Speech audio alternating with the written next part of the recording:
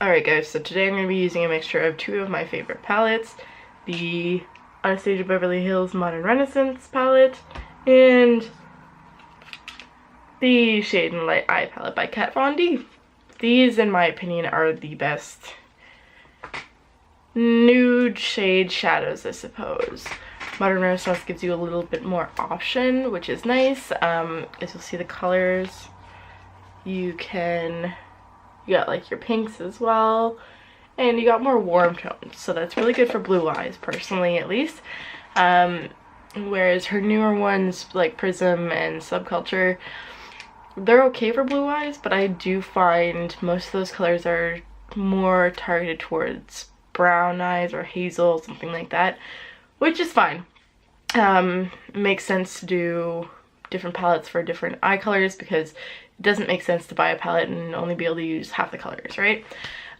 So personally, those aren't ones that I'm investing in.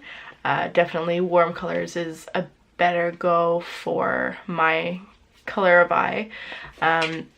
So I just don't tend to go for the more greens and blues, yellows, that kind of stuff. Just not my go. Whereas you'll see the Shade and Light palette is just nudes. You have a little bit of a mixture of warmer nudes and some taupey kind of nudes as well. If you'll see here, this is kind of more the warmer side, and then you get into the cooler side in here.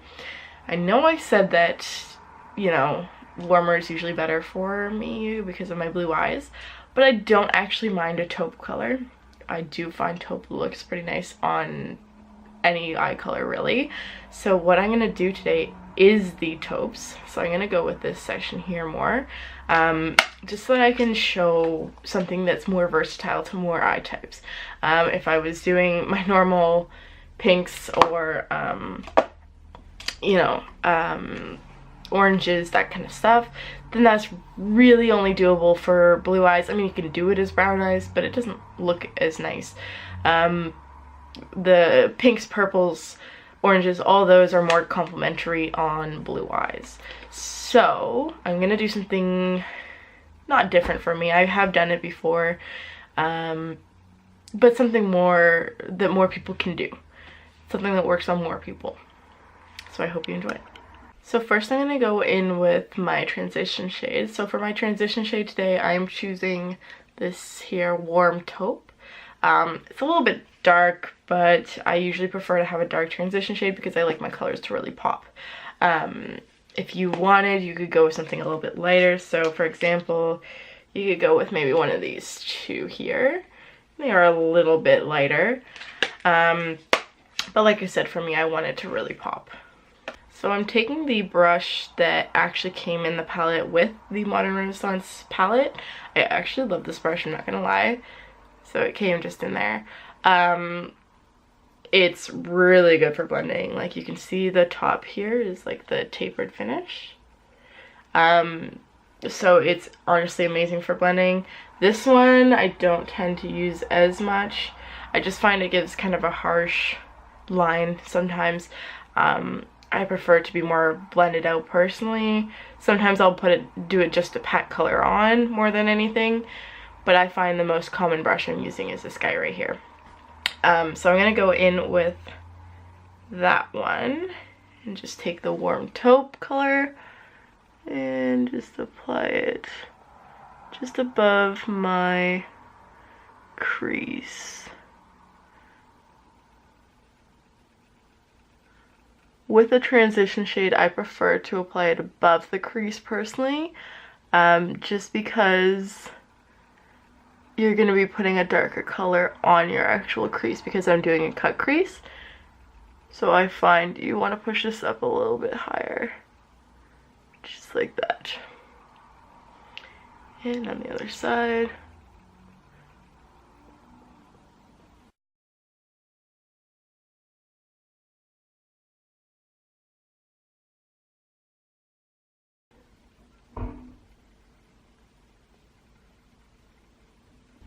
Next I'm going to go into the Shade and Light palette, and I'm going to take this darker taupe right here And I'm just gonna do it a little bit under where I just did, just to create more blend.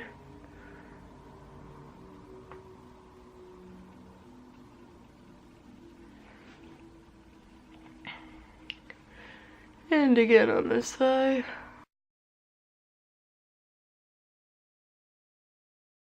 This is what we're looking at now. As you can see, there is some fallout. I do find that both of these palettes do have a lot of fallout, but that tends to be because of the amount of pigment in the product.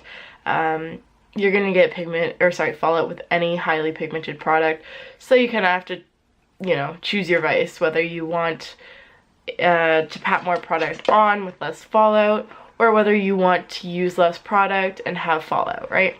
Unfortunately, there is very few shadows out there that are pigmented without fallout. And I'm going to take this side of the brush now and just go in with this really dark taupe here, if you guys can see that. And I'm just going to do that from my crease and kind of just flick it upwards.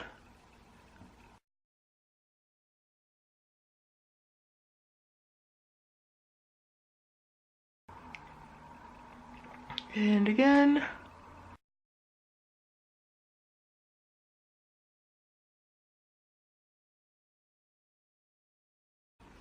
Alright, so now that that pigment is on there, I'm gonna go back in with the lighter taupe here, and I'm just gonna blend it out.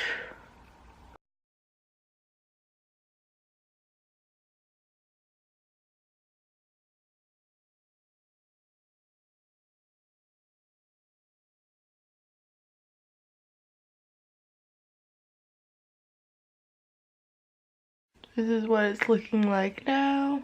In with a makeup removing cloth and just kind of wipe away where my cut crease is gonna go.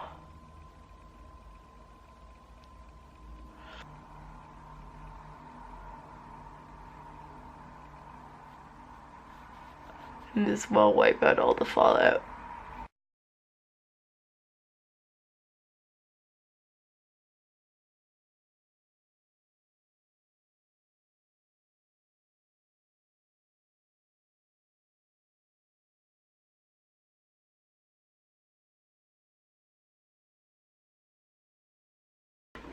Alright, so now we have a very rough outline of where that cut crease is gonna go.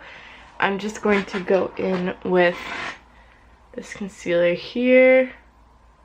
So it's Master Conceal by Maybelline in the shade 20, which is also light. Because, like I mentioned before, I'm a pale ass bitch.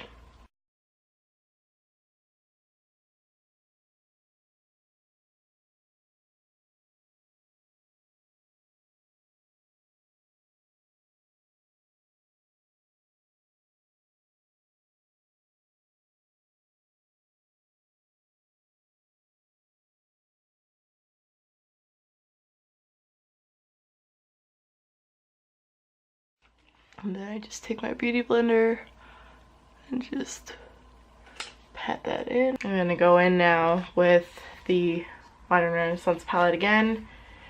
And I'm taking Primavera, which is right here. And I'm going in with this small brush again.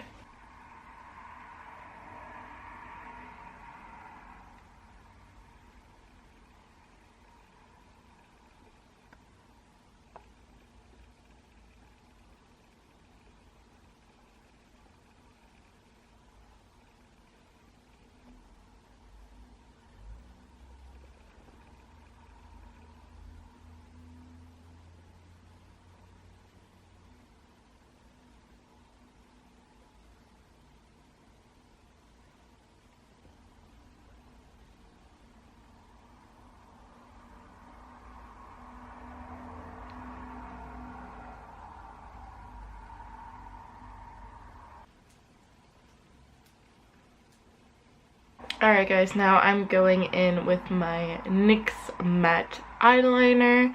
Honestly, this is my favorite eyeliner. It's the only one I use. It's just so pigmented. Like, it does not come off. It does not smudge. Which, I mean, if you want an eyeliner that smudges, obviously this isn't the right one. But for a winged eyeliner, this is amazing. It takes some time getting used to because, as you can see, it is a brush tip. There you go. So it can be kind of hard to handle, but once you get used to it, you can do a lot finer strokes and everything like that with it. So it's amazing. Honestly, highly suggest it. It's like 10 or 12 bucks at Shoppers or Rexall, so I mean, you can't really go wrong.